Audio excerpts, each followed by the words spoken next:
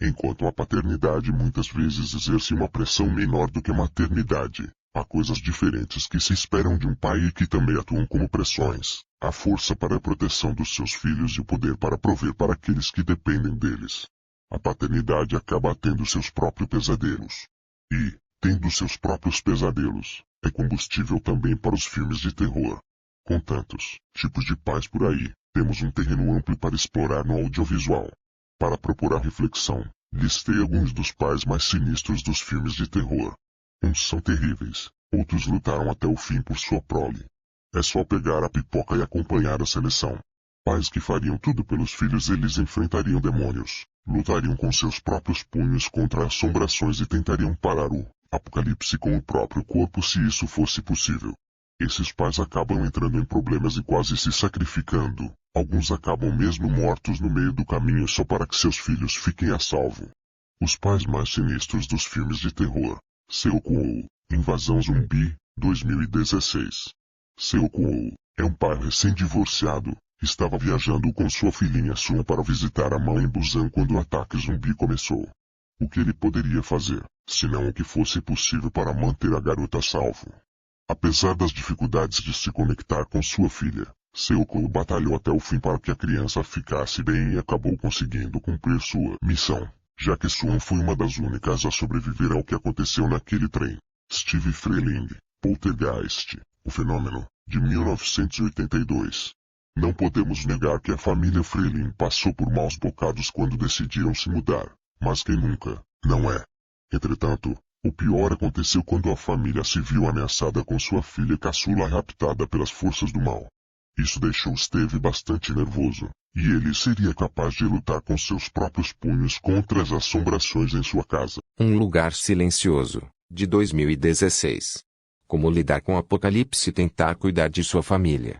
Leah Bott, junto de sua esposa, Evelyn, precisam manter seus 2 filhos, e o terceiro que estava por vir, vivos durante um apocalipse com criaturas sinistras, que atacam quando ouvem sons.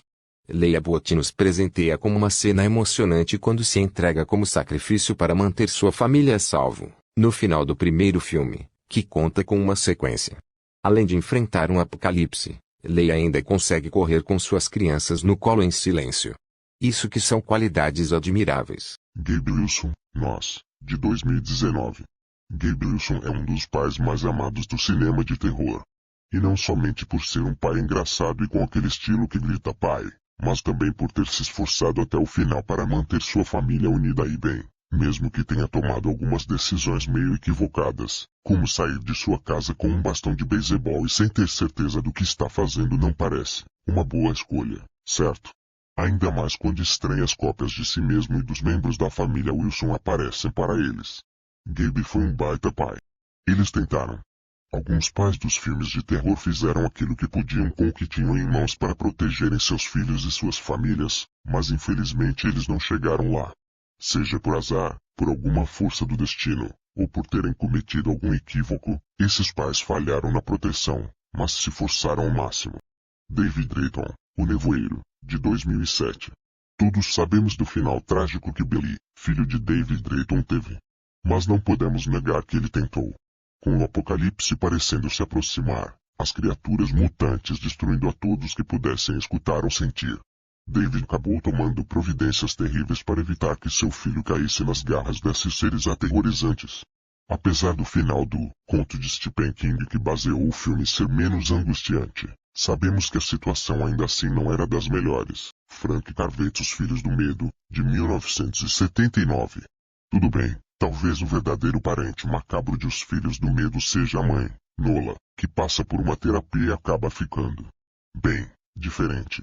Mas Frank foi um pai atencioso durante o processo. Já separado de Nola, percebeu que a filha, quem disse, estava com marcas e achou melhor parar com as visitas com a mãe. Quando uma série de acontecimentos estranhos começam a acontecer, incluindo mortes assustadoras, Frank decide investigar a clínica onde sua ex-esposa está e descobre o terrível segredo de Nola, que está criando pequenas criaturas assassinas através de suas sessões. As coisas não acabam muito bem para Nola, E Candice também não está muito bem, mas podemos dizer que Frank tentou. George Lambert, Sobrenatural, de 2010. A gente sabe que o Patrick Wilson nem sempre faz um personagem confiável, né? Com exceção de Ed Warren, Wilson já trabalhou em alguns filmes em que é difícil defendê-lo. Infelizmente, em Sobrenatural, ele até tentou. Como um pai preocupado, tentando livrar seu filhinho das garras das forças do mal. George Lambert faz o possível para resolver o que estava acontecendo, mas nos últimos minutos do primeiro filme acaba ele mesmo, se tornando possuído. Em Sobrenatural 2, George Lambert acaba quase destruindo sua família, que fez tanto para proteger. Louis Creed, O Cemitério Maldito, de 1989. Perder alguém da família não é fácil. Apesar do processo de luto ser diferente para cada um, é sempre triste e melancólico. Alguns, inclusive, não conseguem aceitar muito bem e querem ter de volta aqueles que se foram. Esse é o caso de Louis Creed, personagem de O Cemitério Maldito. Louis só queria seu filho de volta, independente do que tivesse que fazer, e ele fez tudo o que podia. Mas ele não esperava que seu filho fosse voltar tão diferente. Mesmo que tenha sido avisado. Quando Gage, filho de Louis, é morto em um acidente, Louis o enterra no cemitério amaldiçoado, que é capaz de trazer quem morreu de volta à vida. O problema de Louis é que ele ignorou um conselho precioso de que às vezes, morto é melhor. Maus exemplos não tem como defender. Alguns pais da ficção de horror foram longe demais e não tinham um caminho de volta possível para eles. Deram péssimos exemplos para seus filhos e, enfim, acabaram pondo tudo a perder. Jack Torrance, O Iluminado, de 1980. Jack Torrance não poderia ser considerado exemplo de pai ou de marido mesmo antes de ir até Overlook. Mas, depois que ele chegou no hotel, as coisas pioraram terrivelmente para sua mente.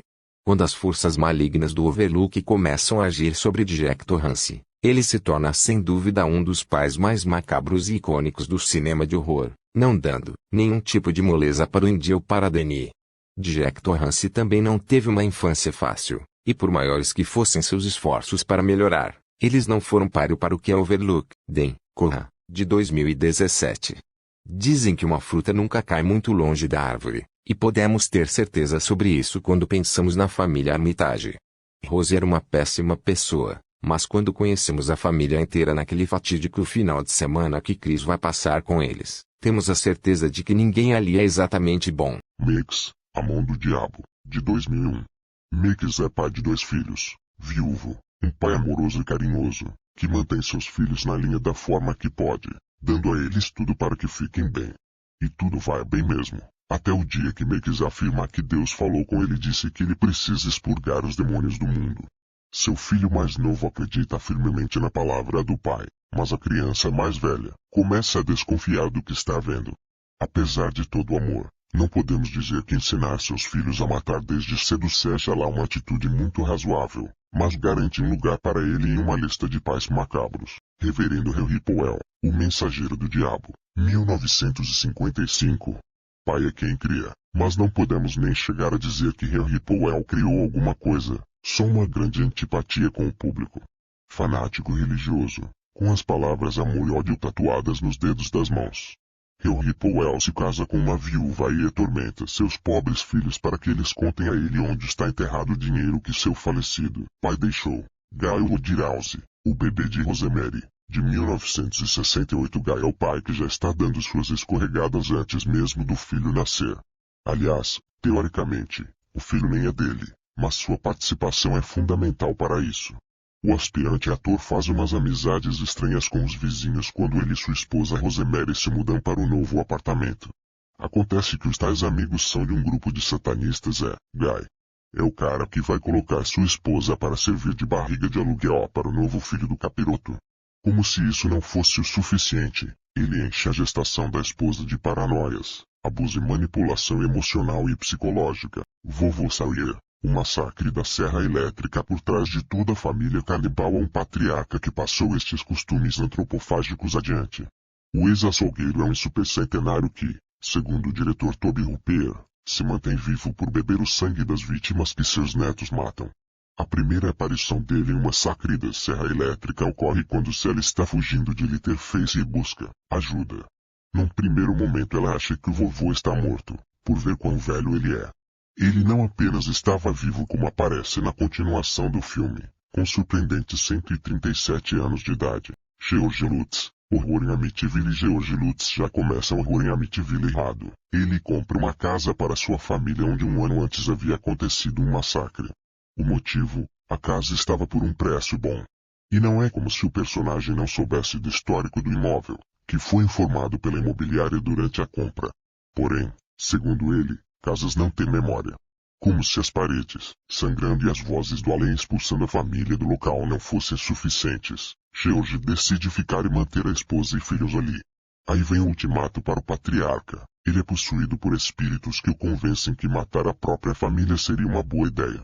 O filme é baseado num caso real. Ed Warren. Invocar Sal do Mal. Quem teve uma experiência bem diferente com a casa de Amityville foi Ed Warren.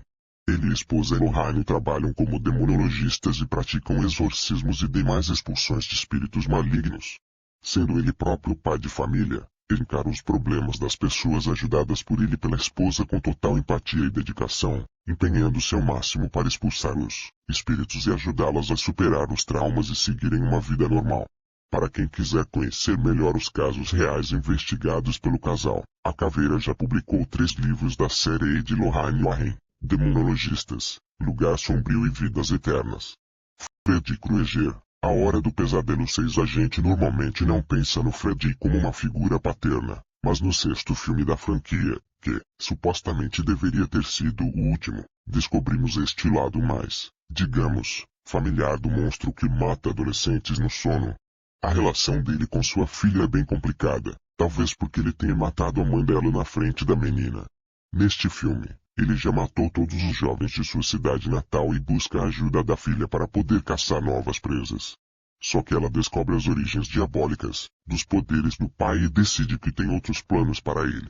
O que você achou deste vídeo? Você tem ou conhece alguém com algum relato sobrenatural? Envie para nossos contatos, pelo nosso e-mail ou pelo WhatsApp.